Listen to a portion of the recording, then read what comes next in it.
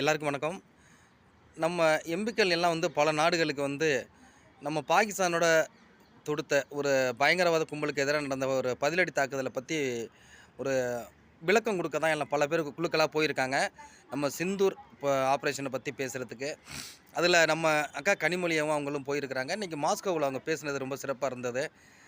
நாங்கள் வந்து பயங்கரவாதிகளுக்கு பதிலடி கொடுப்பதை விட வேறு எங்களுக்கு வழி இல்லை அப்படிங்கிற மாதிரி சொல்லியிருக்காங்க. அதே போல் அங்கே உள்ள இராணுவத்துக்கோ இல்லை அங்கே உள்ள மக்களுக்கோ நாங்கள் ஒரு சிறு தொல்லை கூட நாங்கள் கொடுக்கல அப்படிங்கிறதையும் சொல்லிவிட்டு, அதே போல் நாங்கள் பயங்கரவாதிகளின் 9 முகாம்களை தான் நாங்கள் தாக்கியிருக்கோம். அதனால் எந்த ஒரு பொதுமக்களுக்கான அந்த துன்புறுத்தலை நாங்கள் ஏற்படுத்தலை அப்படின்ட்டு உண்மையிலேயே வந்து ஒவ்வொரு நாட்டுக்கும் போய் பேசியிருக்கிறாங்க. அதே போல் நம்ம கனிமொழி அக்கா மாஸ்கோவில் பேசுனது ரொம்ப சந்தோஷமாக இருக்குது. இதில் என்ன ஒரு சிறப்பான விஷயம் அப்படின்னா, திமுகவிலிருந்து ஒருத்தங்க போய் பேசியிருக்கிறது ரொம்ப சிறப்பாக இருக்குது. காரணம், இங்கே உள்ள பல திமுக துணை கட்சிகள், அதாவது நம்ம கூட்டணி கட்சிகள்லாம் இந்த போர் வந்து ஆரம்பிச்சிருக்கக்கூடாது. இந்த வந்து அதாவது போர் நீங்கள் என்ன குறிப்பிட்ட ஒருத்தர் நம்பரை தாக்கிட முடியுமா? அதனால் பல பொருட்சேதங்கள் ஆகும். நமக்கும் சரி, அங்கே உள்ள பொதுமக்களுக்கும் சரி பெரிய பிரச்சனை விளைவுகள் சந்திக்க வேண்டியிருக்கும். அதில் போரை வந்து நம்ம நிறுத்தினா நல்லாயிருக்குன்ற மாதிரி சொன்னாங்க. அதே போல் நம்ம நினச்சதை சாதிச்சிட்டோம். சாதிச்சுட்டு யார் நம்மளை தாக்குனாங்களோ அவங்களுக்கு பதிலடி கொடுத்து நம்ம நிறுத்திட்டோம். நிறுத்தின பிறகு சொன்னாங்க, நீங்கள் எல்லாத்தையும் முடிச்சிட்டிங்களா? நீங்கள் என்ன எதுக்காக இந்த போரை தொடங்குனீங்களோ அதுக்கான விளைவை முடிவை நீங்கள் கொடுத்துட்டீங்களா? அப்படி எதுக்கு நீங்கள் வந்து போரை நிறுத்துனீங்க? அப்போ இது மாதிரி தொல்லைகள் நம்மளுக்கு வந்துக்கிட்டு தானே இருக்கும் அப்படின்ட்டு இதே வாய்கள் தான், இந்த வாடகை வாய்கள் தான் திருப்பி திருப்பி கேட்டுச்சு நம்மளை. நம்மளுக்கு வேதனையாக இருந்தது. இவங்க என்ன எதுக்கு பார்த்தாலும் ஒரு ரிப்ளை பண்ணிக்கிட்டே இருக்கிறாங்க. நம்ம என்ன செஞ்சாலும் அதுக்கு வந்து எதிர்கருத்தை வந்து வெளியிடுறதே ஒரு ஒரு ரொம்ப ஒரு கருத்து முரணை வந்து பண்ணிகிட்டே இருந்தாங்க. அதாவது மோடி மேலே உள்ள வெறுப்பை வந்து அவர் எது செஞ்சாலும் தவறுன்னு சித்தரிக்கும் போது பார்க்குற பொதுமக்கள் நம்மளுக்கே ஒரு மாதிரியாக இருக்குது. ஏன் இப்படி பண்ணுறாங்க? இப்போ திமுக ஒரு விஷயம் செய்யும்போது மற்ற எதிர்கட்சிகளில் தப்பாக சொன்னிச்சுன்னா அதை கண்டிப்பாக நம்ம கேட்குறோம்.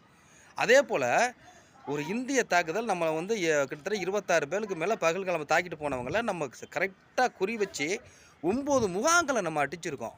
இதெல்லாம் பெருமைக்குரிய விஷயம். நிறைய பேருக்கு பாராட்ட மனம் இல்லை.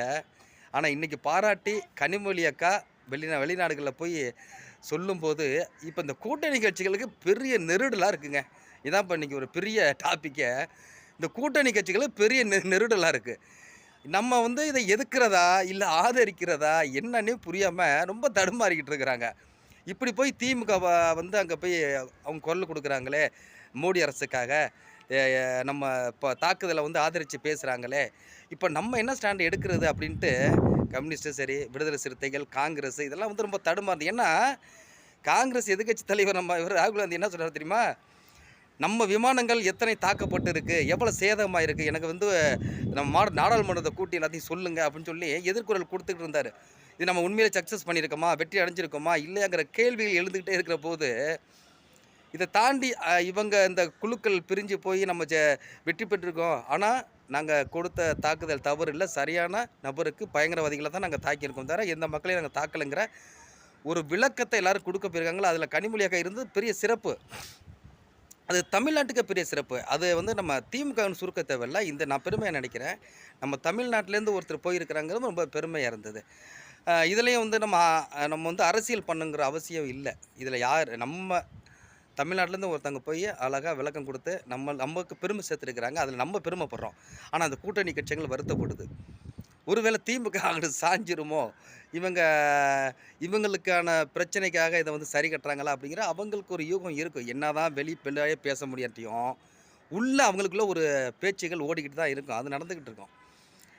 இப்போ காங்கிரஸும் விடுதலை சிறுத்தையும் பேசிகிட்டு இருப்பாங்க. எல்லாமே அவங்களுக்குள்ள உள்ள ஒரு இது இருக்குது. கூட்டணிகளில் வந்து கூட்டணிக்குள்ளேயே கூட்டணிகள்லாம் நிறையாவே இருக்கும். அவங்களாம் என்ன பேசுவாங்க, இவங்க ஒருவேளை திமுக உண்மையில் ஆதரவு கொடுக்குதா, நமக்கு அதாவது இதை நம்பி நம்ம பேசலாமா வேண்டாமாங்கிற எண்ணங்கள் கூட அவங்களுக்குள்ள இருக்கலாம். கண்டிப்பாக இருக்கும். ஏன்னா என்ன வேணாலும் நடக்கலாம். ஆட்சியிலேயும் அதிகாரத்திலையும் பங்குன்னு கார்த்தி சிதம்பரம் வேறு சொல்லியிருக்கிறாரு. உட்கட்சிக்குள்ளே அவங்க இருக்கிற கூட்டணிக்குள்ளே சில குழப்பங்கள் இருக்குது. அதை மறுக்க முடியாது. அதுக்கு இந்த மாதிரி சம்பவங்களும் இன்னொரு தூண்டுதலை ஏற்படுத்தும். ஆனால் பொதுமக்களுக்கு என்ன போல மனிதர்களுக்கு உண்மையிலே இது சிறப்பு, வரவேற்க தகுந்த ஒரு விஷயம். கனிமொழி அக்காவுக்கு வாழ்த்துக்கள். எங்கள் மோடி அரசுக்கு வாழ்த்துக்கள். நன்றி.